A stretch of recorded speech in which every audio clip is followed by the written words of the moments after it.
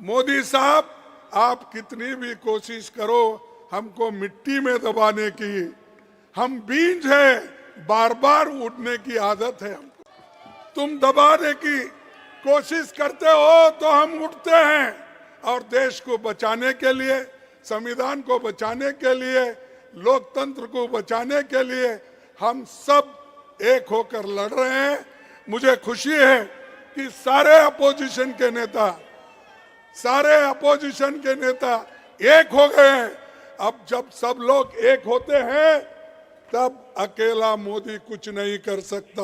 मैं आमंत्रित कर रहा हूं हम सबके नेता, हमारे कांग्रेस के अध्यक्ष परम आदरणीय मल्लिकार्जुन खड़गे साहब को, और आपसे अनुरोध है ताली बजा के अपने बोर्ड ऊपर उठा के झंडे हिला के खड़गे साहब का स्वागत कीजिए और मेरे साथ नारा लगाइए, जो सरकार निकलनी है हर जोर जुल्म की टक्कर में, अब तानाशाही नहीं चलेगी, तानाशाही नहीं चलेगी। आदरणीय खड़गे साहब जोरदार ताली बजा के स्वागत करिए। ये इंडिया अलायंस क्यों बना? इंडिया अलायंस इसलिए बना जो मोदी जी, शाह, इन्होंने डेमोक्रेसी को खत्म करने का एक बीड़ा उठाया है। देश के संविधान को खत्म करने का इन्होंने बेड़ा उठाया है। दलितों को, मजदूरों को, किसानों को, महिलाओं को कुचलने का काम इन्होंने किया है और अभी भी कर रहे हैं। इस देश के डेमोक्रेसी को खत्म करने के लिए ही 146 एमपीज को इन्होंने बाहर निकाला। कोई कुछ नहीं बोला।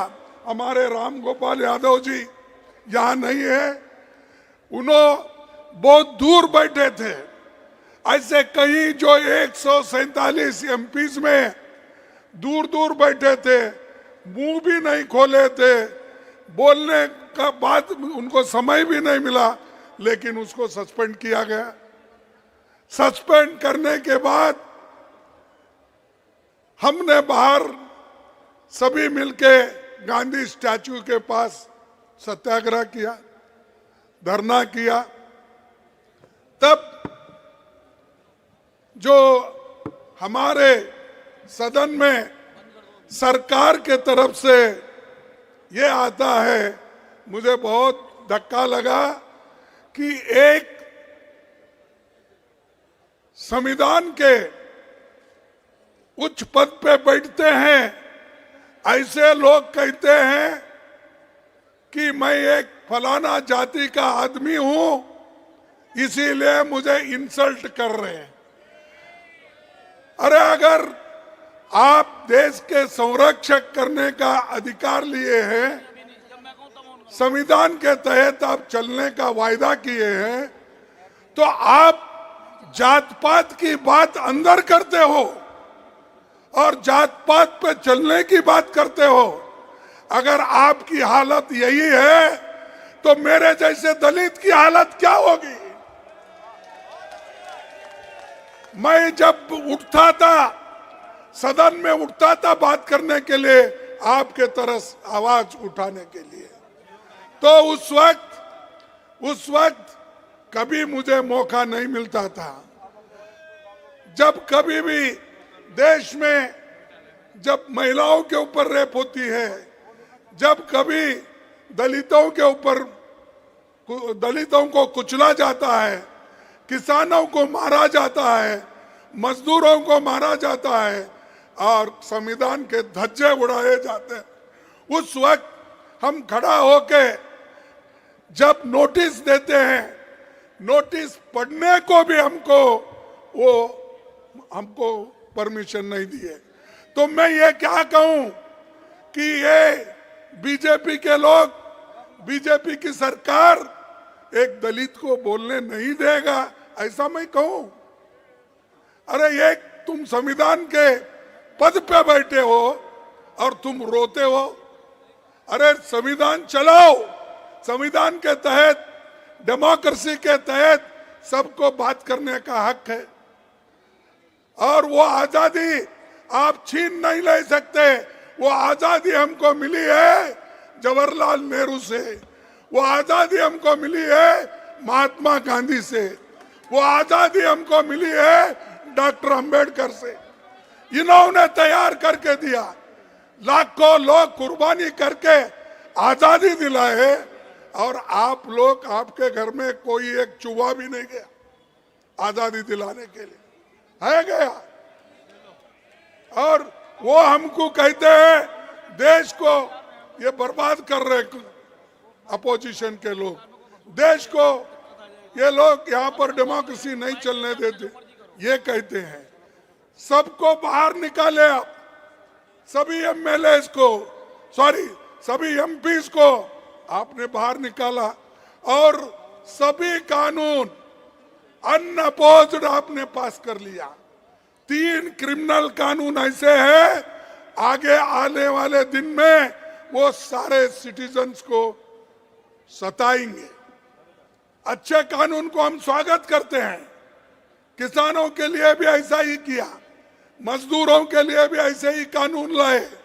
तो इसलिए भाइयों हमको लड़ना है और ज्यादा से ज्यादा एक होकर हमको लड़ना है। तो और आज मोदी जी हर एक को दबा रहे, हमारे कार्यकर्ताओं को जहां कहीं इलेक्शन आता है उनको ईडी का डर, सीबीआई का डर, इनकम टैक्स का डर। अरे कितने डराते हो? अरे ये अपोजिशन पार्टी कांग्रेस ये डरने वाली नहीं है, झुकने वाली नहीं है।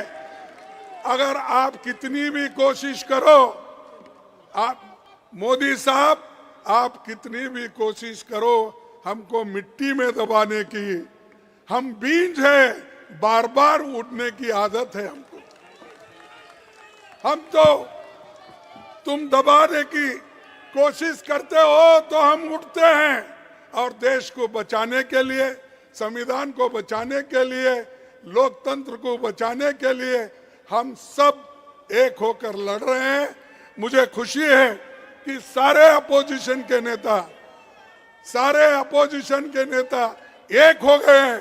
अब जब सब लोग एक होते हैं तब अकेला मोदी कुछ नहीं कर सकता।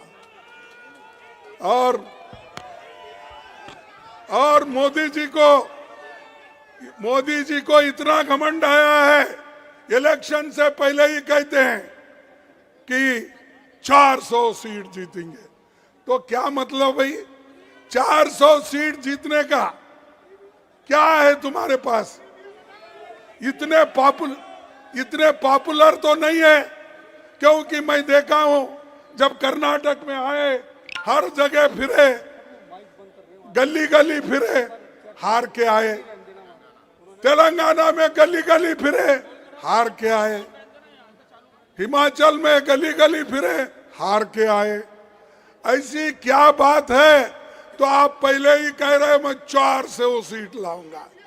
अरे आपको जो जनता आपको सत्ता में बिठाई है वो जानती है कि आपको सत्ता से कैसा बाहर निकालना, नीचे गिराना। तो इसलिए मैं इतना ही कहूंगा, आप सभी लोग यहाँ आए हैं, सभी नेताओं का भाषण सुने हैं, तो इंडिया अलायंस एक होके लड़ रही है, इसको आप साथ दीजिए, एक हो जाइए। और मैं सभी मीडिया से भी अपील करता हूं, जो सच है वो तो बताइए, जो सच है वो तो कहिए, जो सच है वो तो लिखिए। इतना ही मैं आपको कहूंगा। और आप सभी को, युवाओं को, और जो ये अनएम्प्लॉयमेंट का प्रॉब्लम है जैसा राहुल जी ने कहा, और इन्फ्लेशन का कीमतें बढ़ रही है, इसके बारे में हमको ज्यादा सोचना है। उस नजर से आप देखकर एक हो जाएंगे और आगे हमको पूरा सपोर्ट करेंगे। इतना कह के मेरे भाषण को समाप्त करता हूं।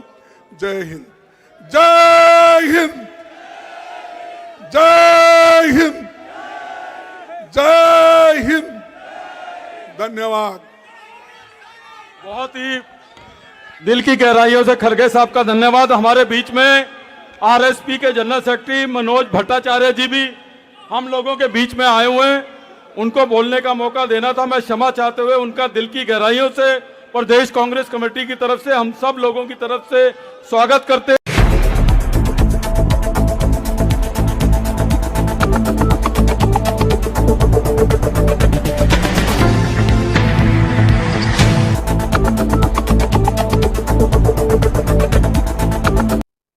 नमस्कार मित्रों, मैं हूं कुमार भवेश चंद और आप देख रहे हैं द इंडियन।